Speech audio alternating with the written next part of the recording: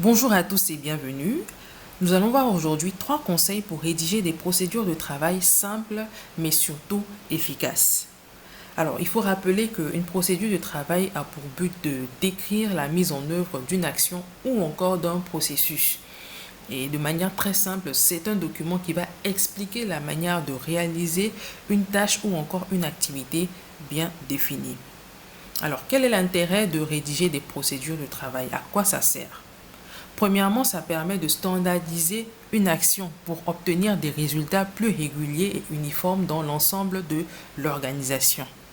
Prenons le cas d'une chaîne de restaurants et si vous constatez par exemple en tant que client que le goût, la prise en charge diffèrent d'un restaurant à un autre, vous allez vous rendre compte que vous allez tirer la conclusion selon laquelle il n'y a pas du tout de standardisation dans les pratiques de cette chaîne de restaurants-là.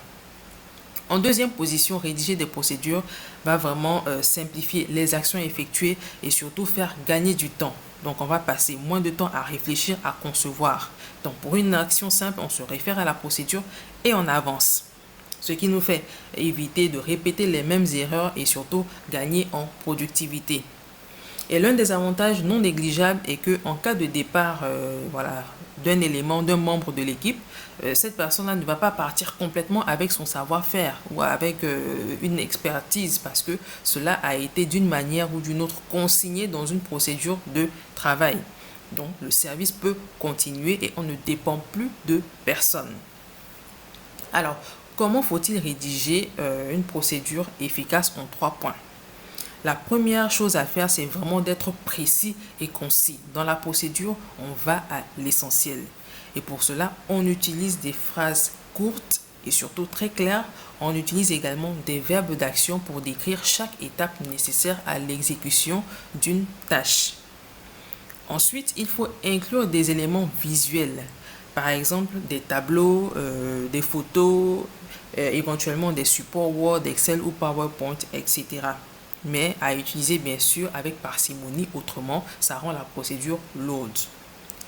Et surtout, en troisième position, votre procédure doit pouvoir répondre à la question qui fait quoi et quand.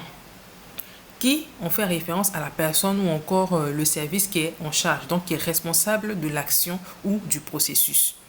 Quand on fait allusion à quoi, on parle de l'étape à mettre en place, les différents moyens et les compétences à mobiliser pour réaliser cette tâche. Et quand, la date limite, mais aussi la durée de chacune de ces étapes. Il peut également avoir un comment qui va décrire avec quel outil ou de quelle manière doit être effectuée telle tâche.